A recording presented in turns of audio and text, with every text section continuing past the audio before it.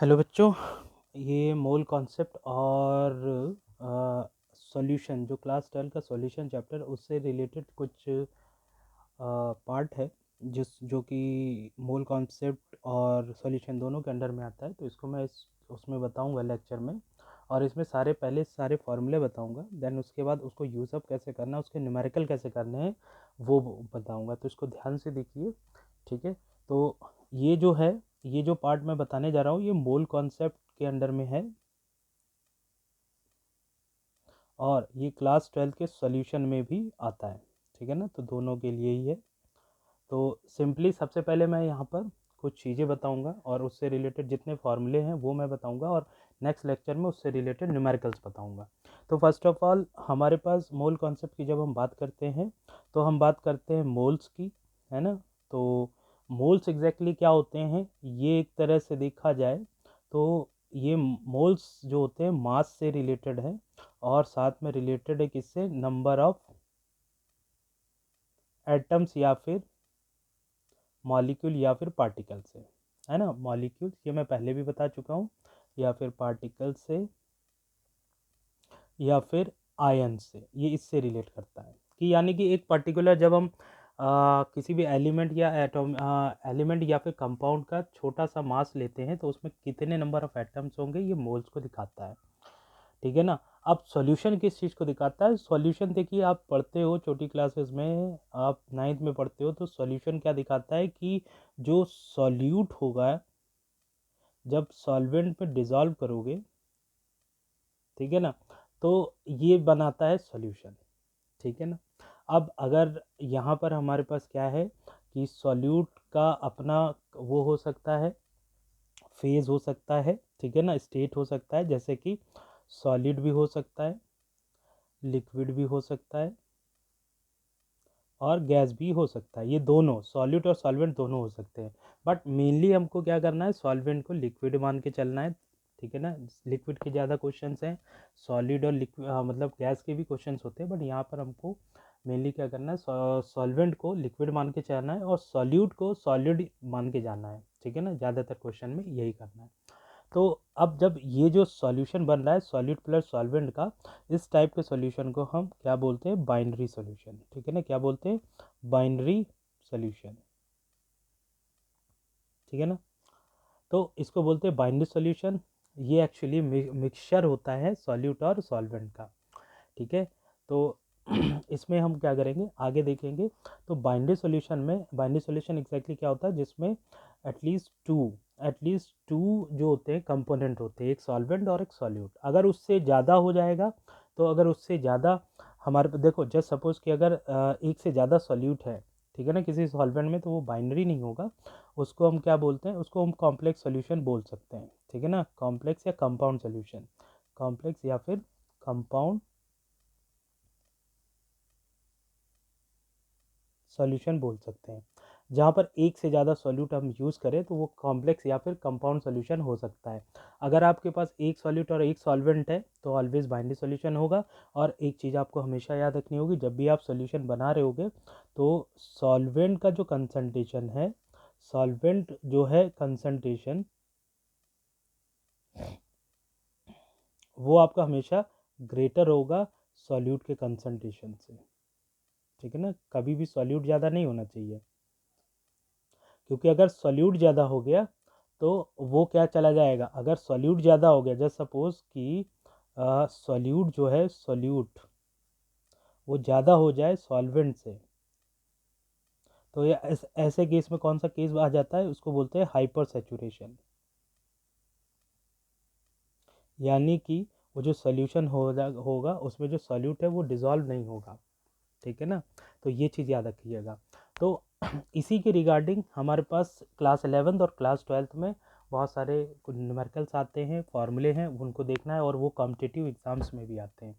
तो चलिए स्टार्ट करते हैं कि इनका क्या फार्मूला है, कैसे हमको इसको ध्यान से देखना है, ठीक है ना। अब जैसे कुछ बेसिक चीज़ें मैं बता देता हूँ कि जब हम बात करते हैं मॉलिक्यूलर मास की, है ना, मॉलिक्यूलर मास की, ठीक है।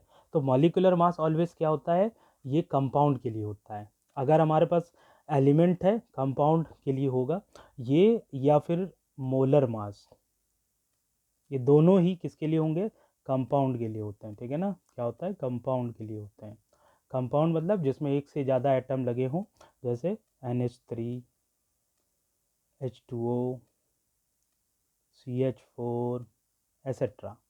तो ऐसे जितने भी जिसमें एक से ज़्यादा मतलब एक से ज़्यादा एटम होते हैं तो वो कंपाउंड होते हैं। और जो एटॉमिक मास आप देखते हो, जहाँ पर भी एटॉमिक मास की बात करता है तो वहाँ पर ऑलवेज क्या होता है, वो एक एटम के लिए होता है या फिर एलिमेंट के लिए होता है, ठीक है ना, सिंपल।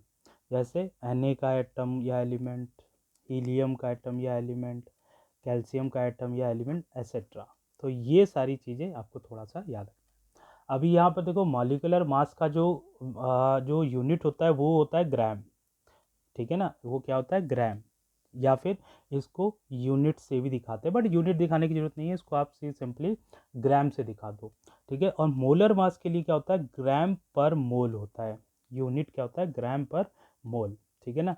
यानी कि एक मोल में कितने ग्राम है, ये मोलर मास रिप्रेजेंट करता है, ठीक है। तो अब इसके बाद थोड़ा सा और आगे बढ़ते हैं, तो कुछ फॉर्मूले हम लेते हैं। तो सबसे पहला जो फॉर्मूला आता है इसके अंडर में वो आता है कि मास परसेंटेज, मतलब परसेंटेज, ठीक है ना, सॉल्यूशन का जो परसेंटेज है, तो सबसे पहला आता है मास बाय मास परसेंटेज। अब देखो मास बाय मास परसेंटेज क्या चीज़ है, कि जब आप ये परसेंटेज निकाल लो, तो जस्ट सपोज कि मास बाय मास परसेंटेज को मैंने स्मॉल m से दिखाया, तो ये क्या होगा कि जो mass of the solute upon mass of solution, ठीक है ना। यानी कि जो सॉल्यूट है उसका भी मास होगा और सॉल्यूशन है उसका भी मास होगा, और क्योंकि परसेंटेज निकाल रहे हैं तो 100 का हम क्या करेंगे, मल्टीप्लाई करेंगे। तो जब भी किसी क्वेश्चन में आपको क्या दे रहा है कि मास बाई मास परसेंट निकालना है, और आपको क्या फार्मूला लगाना होगा, मास ऑफ द सॉल्यूट और मास ऑफ द सॉल्यूशन, ठीक है ना।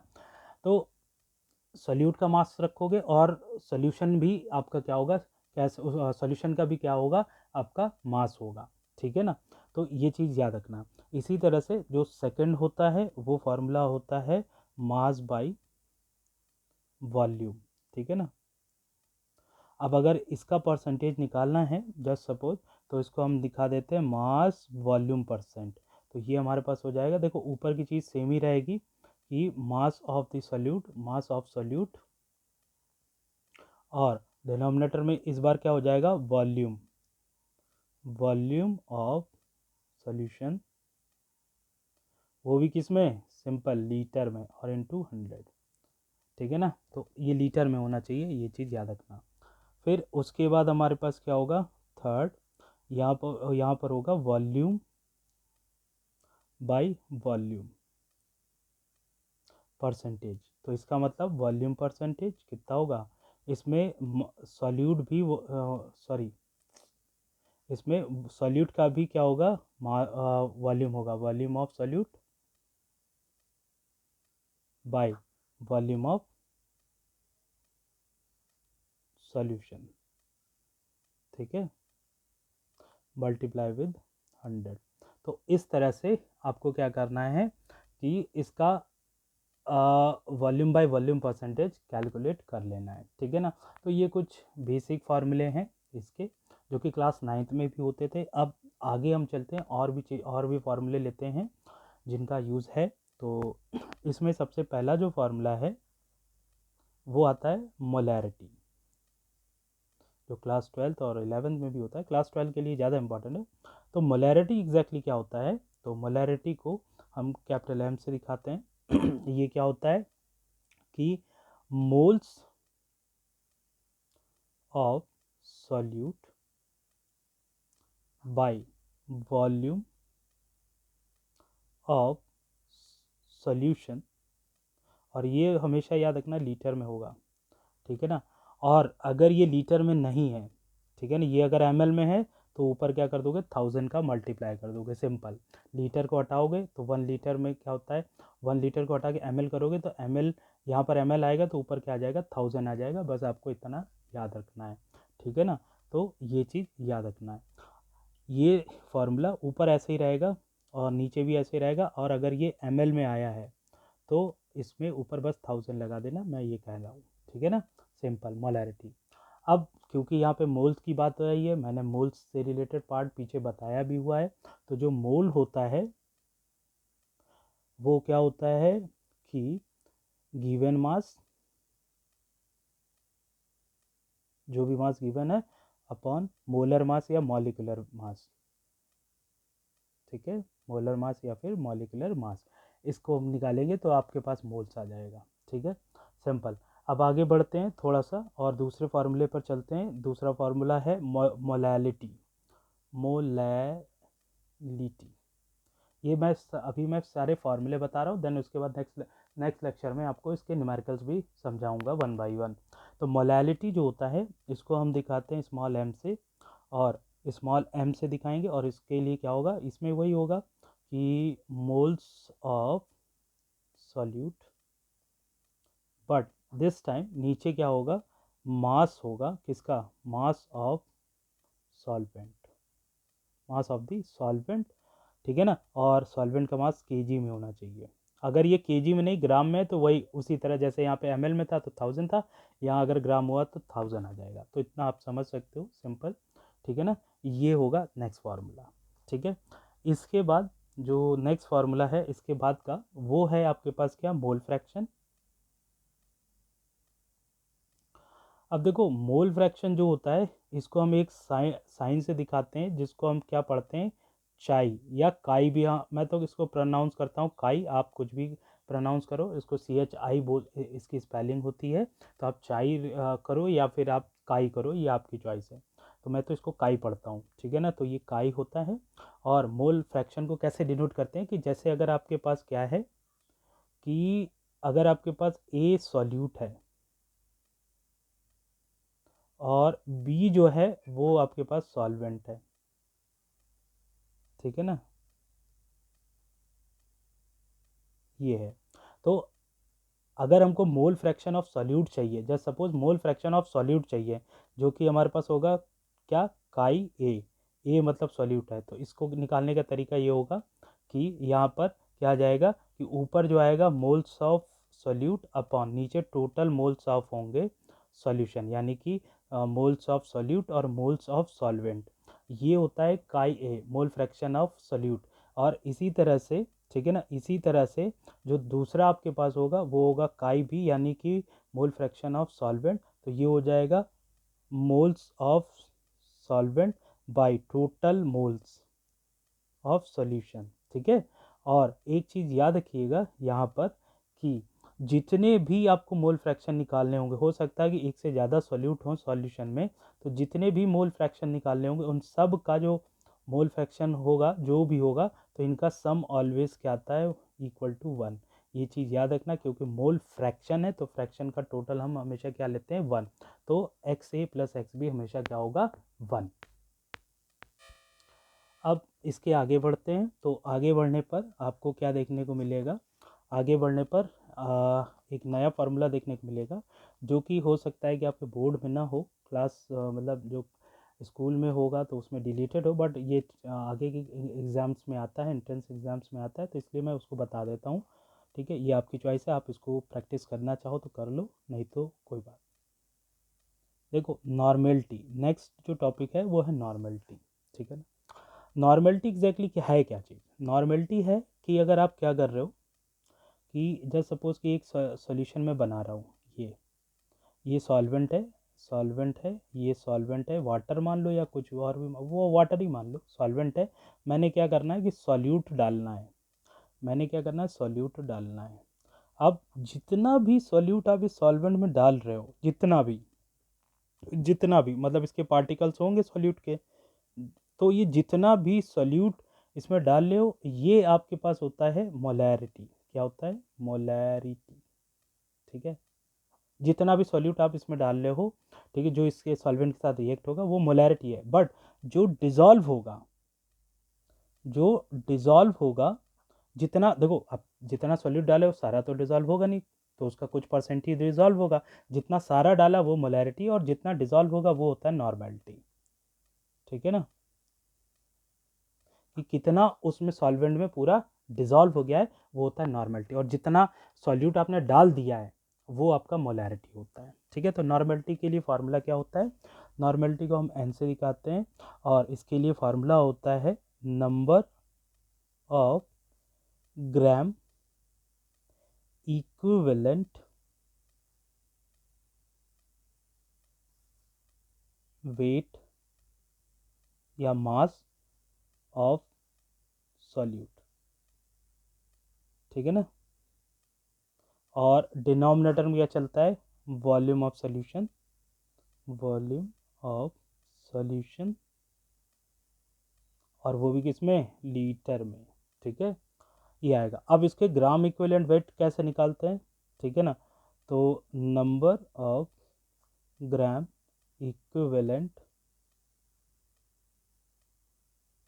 वेट, ये निकालने का तरीका होता है क्या? कि मास ऑफ द सॉल्यूट। ठीक है ना, ये सॉल्यूट का कितना मास था वो, और डिनोमिनेटर में होता है इक्विवेलेंट मास या फिर वेट, है ना, इक्विवेलेंट वेट या मास। तो ये इक्विवेलेंट मास कैसे निकलता है? देखो ये थोड़ा लंबा फार्मूला होता है, पहले ये, फिर इसके अंदर जो ग्राम, ऊपर जो ग्राम इक्विवेलेंट आया वो कैसे निकालेंगे, फिर इसमें इक्विवेलेंट मास कैसे निकालेंगे या वेट कैसे निकालेंगे, इक्विवेलेंट मास। अब देखो ये क्या होगा, इक्विवेलेंट मास क्या होता है कि ये होता है मॉलिक्यूलर मास, ठीक है, बाय एसिडिटी और बेसिसिटी। देखो एसिडिटी का मतलब होता है कि कितने OH माइनस आयन रिलीज हो रहा है, और बेसिसिटी का मतलब होता है कि कितने H प्लस आयन रिलीज हो रहा है। देखो एसिड वैसे H प्लस होता है, पर उसको न्यूट्रलाइज करने के लिए OH माइनस चाहिए होता है, तो एसिडिटी के लिए हम क्या लेते हैं? OH minus. और बेसिसिटी के लिए कितना लेते हैं? H plus. इसके अलावा अगर आयन है तो आयन, कितना आयन कितना आयन आपका क्या हो रहा है? फ्लो कर रहा है, ठीक है ना, रिएक्ट हो रहा है, उस आयन को भी हम ले सकते हैं। ठीक है ना, तो बेसिकली इक्विवेलेंट मास आपके पास एसिडिटी और बेसिसिटी होता है। इससे रिलेटेड मैं न्यूमेरिकल जब कराऊंगा तो समझा दूंगा। अब जैसे कि NaOH है जस्ट सपोज, तो NaOH में हमको कितना OH मिल रहा है? सिर्फ एक OH मिलेगा, अगर अगर ये डिसोशिएट हो रहा है, टूट रहा है। तो इसी तरह से अगर कैल्शियम हाइड्रोक्साइड है और अगर ये डिसोसिएट होगा तो 2 OH मिलेगा, है ना। तो इस तरह से जितने OH मिल रहे हैं वही एसिडिटी होगी। जैसे इसमें एक OH तो यहाँ पे एसिडिटी 1, 2 OH तो यहाँ एसिडिटी 2। इसी तरह से अगर आप HCl लोगे तो HCl का ब्रेक डाउन पे एक H प्लस मिलेगा, और जबकि अगर आप H2SO4 ले रहे हो तो इसके ब्रेक डाउन पे आपको 2H मिलेगा। तो इसका मतलब यहाँ पर इसकी बेसिस HCl की बेसिसिटी 1 होगी और H2SO4 की बेसिसिटी कितनी होगी? 2 होगी। सिंपल। तो ये तरीका होता है एसिडिटी और बेसिसिटी को निकालने का। ठीक है, तो ये होता है आपके पास क्या? नॉर्मेलिटी। तो ये नॉर्मेलिटी समझ में आया होगा, ठीक है ना।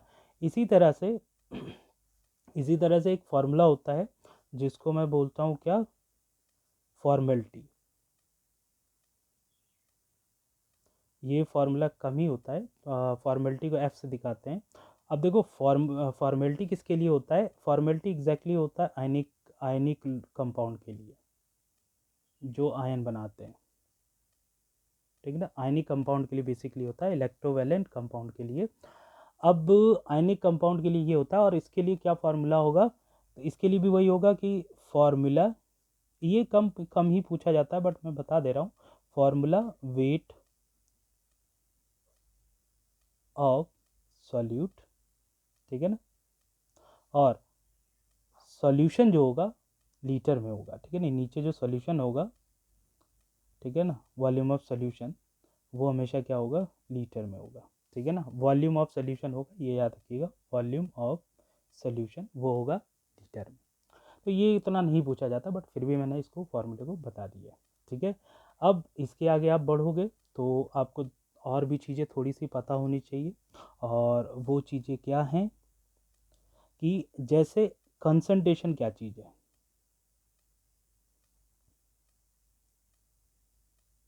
ठीक है, कंसंट्रेशन को C से दिखाते हैं, और कंसंट्रेशन जो होता है वो C होता है मोल्स, कितना मोल है, और अपॉन वॉल्यूम, ठीक है ना, मोल्स पर वॉल्यूम, यानी कि कितने मोल्स हैं, तो यहाँ मोल पर लीटर या मोल पर मीटर क्यूब, सेंटीमीटर क्यूब, ये सारी चीज़ें ले सकते हो। तो बेसिकली ये क्या होगा, मोल्स पर लीटर, ठीक है ना, तो ये इसका होगा कंसंट्रेशन। इसी तरह से एक होता है स्ट्रेंथ, ठीक है। स्ट्रेंथ जो होता है, स्ट्रेंथ को अगर मैं ऐसे जस्ट सपोज दिखा दूं, तो ये क्या होता है कि मास ऑफ सॉल्यूट और बाई क्या होता है वॉल्यूम, ठीक है ना। तो इसमें क्या आता है ग्राम, इसका यूनिट अगर मैं देखूं तो ये आपका आएगा ग्राम पर ml, ठीक है ना, या फिर ग्राम पर लीटर, तो ऐसे आता है, ठीक है। तो ये चीज़ आपको थोड़ा सा याद रखना है स्ट्रेंथ के बारे में, ठीक है। तो सिंपल है, बहुत ज़्यादा वो नहीं है, मतलब डिफ़िकल्ट नहीं है इतना, तो आप ये सिंपल देख सकते हो। अब देखो, अभी मैंने एक फार्मूला बनाया था, और वो फार्मूला जो था वो था क्या कि मोलैरिटी जो था, मोलैरिटी, ये सारे फार्मूले यूज़ होते हैं, याद रखिएगा। मोलैरिटी का फार्मूला मैंने क्या बताया था, moles of solute, moles of solute, ठीक है। तो अपॉन में क्या था, वॉल्यूम ऑफ सॉल्यूशन, ठीक है ना, वो लीटर में होता है, वो आपको याद रखना है कि ये लीटर में होता है, ये आपको याद रखना है, ठीक है, वॉल्यूम ऑफ सॉल्यूशन लीटर। अब हमको क्या करना है, मोल्स का फार्मूला होता है मास, गिवन मास या फिर मास बाय क्या होता है मॉलिक्यूलर मास, है ना, क्या होता है मॉलिक्यूलर मास। और इनटू में देखो वन, देखो मोल्स का मैंने फार्मूला लगाया mass by molar molecular mass, और इनटू में क्या है 1 बाय वॉल्यूम ऑफ सॉल्यूशन है, 1 बाय वॉल्यूम ऑफ सॉल्यूशन, ठीक है। अब आप एक चीज़ ध्यान से देखो कि जो मॉलिक्यूलर मास है इसको उठा के कहाँ भेज दो, इधर, तो ये हो जाएगा मोलैरिटी मल्टीप्लाई मॉलिक्यूलर मास, ठीक है। और इक्वल में क्या आ जाएगा देखो, अब मुझे पता है कि मास बाय वॉल्यूम, अभी ऊपर बताया ना मैंने, मास बाय वॉल्यूम क्या चीज़ है, देखो मास बाय वॉल्यूम स्ट्रेंथ होता है, तो दैट्स वाई यहाँ बचेगा सिर्फ मास बाय वॉल्यूम, जो बन जाएगा स्ट्रेंथ ऑफ द सॉल्यूशन। तो ये भी एक फार्मूला है, ठीक है ना, तो ऐसे फार्मूले आपके पास क्या होंगे, यूज़ होंगे, ठीक है। तो ये फार्मूले आपको थोड़े से याद रखना है। अब थोड़ा लास्ट में जो बचता है वो है कि अगर आप देखते हो कि मोलैरिटी और वॉल्यूम का वो दिया रहता है, तो अगर एक से ज़्यादा सॉल्यूशन हम बना रहे हैं तो उसमें हमारे पास क्या होता है, मोलैरिटी पहले सॉल्यूशन का वॉल्यूम इक्वल टू मोलैरिटी और दूसरे सॉल्यूशन का वॉल्यूम। सिमिलरली अगर हमारे पास क्या है, नॉर्मलिटी है, तो वो होता है N1V1 पहले सॉल्यूशन के लिए, दूसरे सॉल्यूशन के लिए होता है N2V2, ठीक है ना। तो ये कुछ बेसिक फार्मूले हैं जिनका यूज़ किया जाता है सॉल्यूशन या फिर मोल कॉन्सेप्ट के अंदर में। अब ये फार्मूले मैंने बता दिए, इनसे रिलेटेड जो न्यूमेरिकल्स होंगे वो मैं आपको नेक्स्ट वीडियो में बताऊंगा। आई होप ये फार्मूले सारे आपको समझ में आए होंगे, और आप इसको नोट कर लीजिए अच्छे से, और इसको आप अच्छे से पढ़ भी लीजिएगा। चलिए, थैंक यू।